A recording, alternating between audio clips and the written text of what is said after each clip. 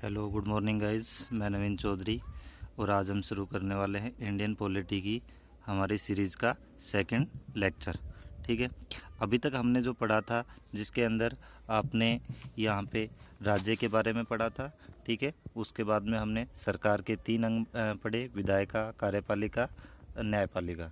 ठीक है, जिसके अंदर अपन ने विधायिका, कार्यपालिका के टाइप्स भी देख लिए थे, यहाँ पे कौन कौन सी चीज़ें इसमें शामिल होते हैं। न्यायपालिका के बारे में बात कर चुके थे अपन।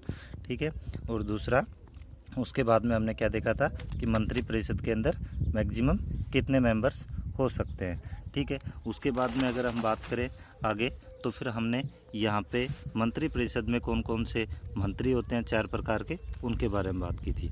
देखिए अभी आगे हम इसको देखते हैं। अभी हमने देखा कि जो विधायिका थी, ठीक है, विधायिका यहाँ पे इसके कितने पार्ट्स थे, 3 पार्ट। एक तो कौन सा था, राज्यसभा, ठीक है, राज्यसभा। दूसरा कौन सा है, लोकसभा, लोकसभा। और तीसरा यहाँ पे राष्ट्रपति। ठीक है, ये हमने बात की तब किसके लिए बात की थी, केंद्र सरकार के लिए।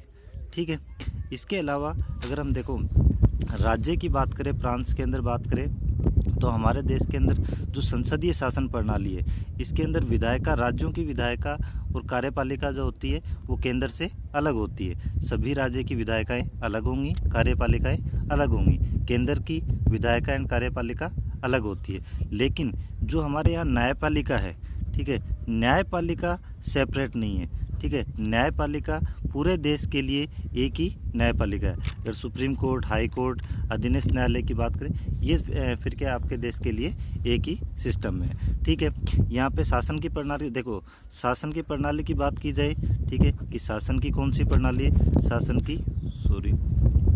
की प्रणाली। तो हम देखते हैं कि विश्व के अंदर मुख्य रूप से 2 प्रकार के शासन की व्यवस्था है। ठीक है, एक जो शासन की व्यवस्था है वो कौन सी है, संसदीय शासन व्यवस्था। ठीक है, और दूसरी है अध्यक्षात्मक शासन व्यवस्था। ठीक है, संसदीय शासन व्यवस्था है ये ली गई है हमें ब्रिटेन के द्वारा।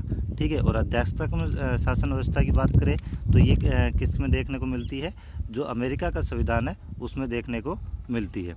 ठीक है, संसदीय शासन व्यवस्था क्या होती है, इसके अंदर जो शासन की पावर जो होती है, ठीक है, शासन जो होता है वो किसके हाथ में होता है, संसद के हाथ में। ठीक है, अर्थात जो कार्यपालिका की शक्तियां हैं वो किसके पास में होंगी, संसद के हाथ में। हमारे देश के अंदर भी कौन सी प्रणाली है, संसदीय शासन प्रणाली है। ठीक है, तो हमारे देश की कार्यपालिका भी कौन सी होगी, संसदीय शासन प्रणाली। देखिए अब कार्यपालिका कौन होती है, पीएम और उसकी मंत्री परिषद। ठीक है, मंत्री परिषद। यहाँ पे हम बात करें पीएम, जैसे आज के दिन में कौन है, नरेंद्र मोदी। ठीक है, और उनकी मंत्री परिषद। तो जो नरेंद्र मोदी है और उनकी मंत्री परिषद है, इनके सभी सदस्य, ये किसके सदस्य भी होने जरूरी हैं, संसद के भी। ठीक है, अर्थात ये सभी सांसद होने भी जरूरी है। अगर कोई मंत्री बनता है तो क्या तो वो सांसद होना चाहिए। अगर नहीं है सांसद उस टाइम तो 6 महीने में 6 महीने के अंदर अंदर उसको संसद की सदस्यता लेनी होगी। ठीक है, इसका मतलब जो ये कार्यपालिका है, ये कार्यपालिका किसका हिस्सा है, संसद का हिस्सा है। ठीक है, तो फिर आप इसको कौन सी प्रणाली बोलोगे, संसदीय शासन व्यवस्था। ओके, तो यहाँ पे आप देखने को मिलता है जो स्पष्ट शक्ति पृथक्करण का सिद्धांत था। ठीक है, हमने देखा था पीछे कि मांतेस्क्यू जो थे उन्होंने सिद्धांत दिया था कौन सा, स्पष्ट शक्ति पृथक्करण का सिद्धांत, पावर सेपरेशन कॉन्सेप्ट, जिसके अंदर क्या देखा था आपने, विधायिका, कार्यपालिका और न्यायपालिका तीनों अलग अलग बॉडीज होती हैं। ठीक है, और किस कंडीशन में रहती है, चेक एंड बैलेंस की स्थिति में बनी रहती है। ठीक है, लेकिन यहाँ पे आप देख रहे हो जो विधायिका है, ठीक है, जो कार्यपालिका है वो कार्यपालिका किसका हिस्सा है, विधायिका का हिस्सा है। ठीक है, तो फिर यहाँ पे आपको स्पष्ट शक्ति पृथक्करण देखने को नहीं मिलेगा। ठीक है, ये दूसरी बात। अगर मैं दूसरे में बात करूं अध्यक्षात्मक शासन प्रणाली में, तो इसके अंदर जो कार्यपालिका का हेड होता है, ठीक है, कार्यपालिका जो है, ठीक है, तो कार्यपालिका के एक हेड होंगे। ठीक है, हेड होंगे जिसको आप क्या बोलते हो, प्रेसिडेंट, अर्थात राष्ट्रपति। ठीक है, राष्ट्रपति। ठीक है, और उसके साथ में कौन होती है, उसकी मंत्री परिषद। ठीक है, ये उसकी मंत्री परिषद। ये आप अमेरिका में देखने को मिलता है। देखो अमेरिका का जो राष्ट्रपति होता है उनको अपनी मंत्री परिषद चुनने का स्वतंत्र अधिकार होता है। ठीक है, ये ना तो राष्ट्रपति वहाँ की संसद का हिस्सा होते हैं जिसको आप क्या बोलते हो, कांग्रेस।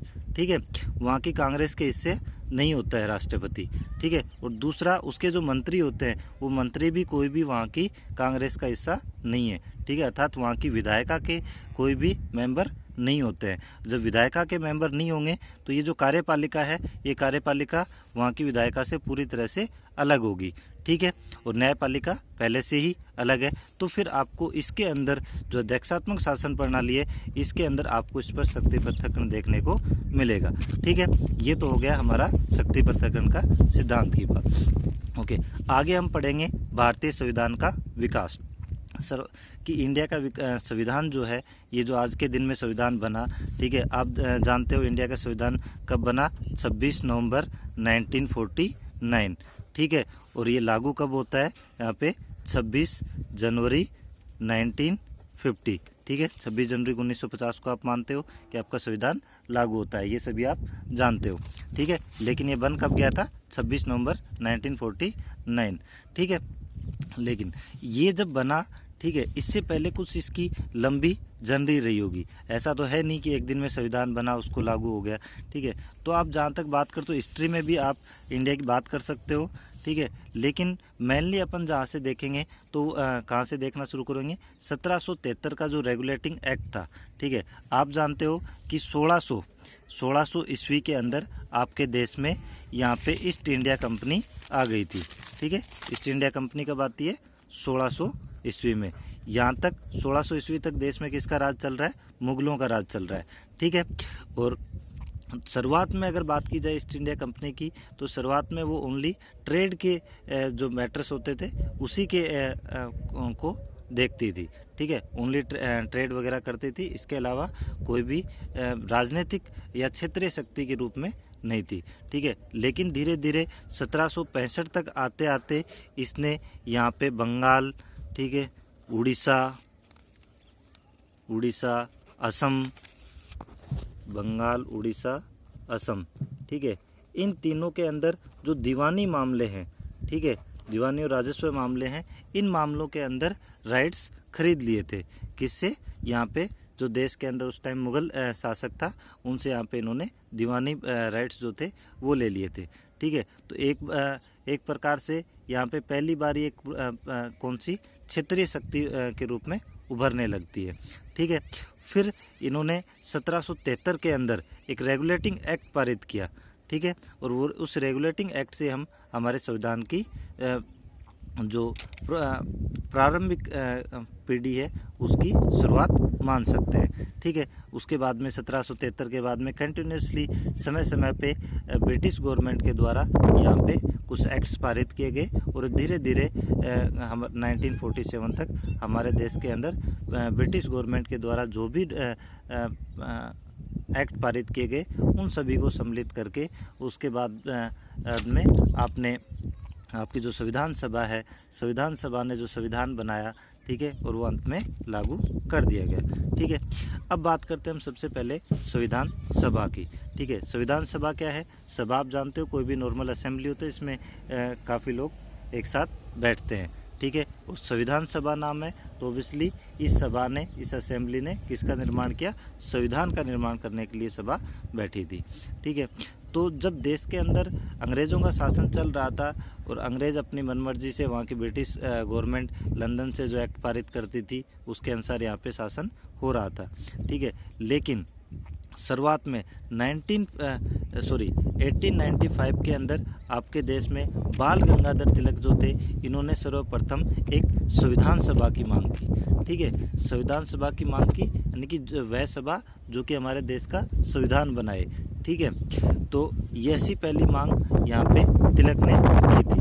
उसके बाद में आप देखते हो 1915 के बाद में यहाँ पे गांधी जी काफ़ी एक्टिव हो गए थे, ठीक है। और 1922 के अंदर गांधी जी ने पहली बार संविधान सभा की यहाँ पे मांग की थी, ठीक है। अभी तक मांग चल रही है, ठीक है, लेकिन ब्रिटिश गवर्नमेंट इस पे कोई भी ध्यान नहीं दे रही है। 1934 की आगे बात करूँ तो मानवेंद्र नाथ रॉय, ठीक है, जो कि कम्युनिस्ट विचारधारा से बिलोंग करते थे, इन्होंने सर्वप्रथम संविधान सभा की मांग की, ठीक है। अभी भी इनके द्वारा भी मांग की जा रही है।